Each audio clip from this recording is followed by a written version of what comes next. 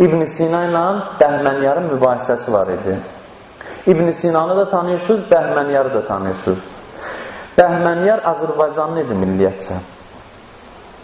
İbn Sinanın tələbələrindən idi.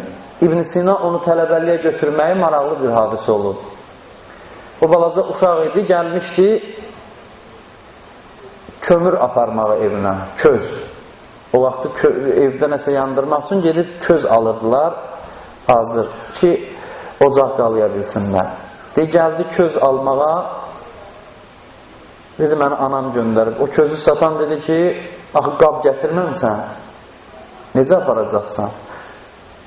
Deyir, o əyildi yerdən torpaq götürdü ovucunun üstünə, dedi, qoy bunun üstünə. Balaca uşaq idi hələ. İbn Sina da buna baxırdı qıraqdan, gördü ki, bu zirəng uşaqdır. Bildi ki, bundan nəsə çıxacaq, onu götürdü özünə tələbə.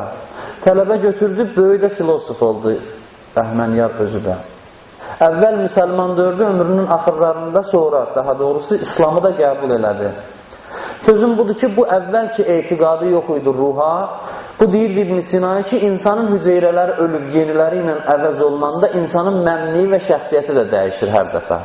Yəni, 5 il bundan qabaqki mənlə bugünkü mən fərqli adamlardır. Və yaxud 5 dəqiqə bundan qabaqki məndən bugünkü mən fərqli adamlardır. Yəni, tamam dəyişilir, əvəz olunur. İbn Sina da deyir, yox, belə deyir, ruh sabit qalır. Cisim dəyişir, ruh sabitdir. Bunlar mübahisə edirdilər. Nəsə İbn Sina'ya sual verdi.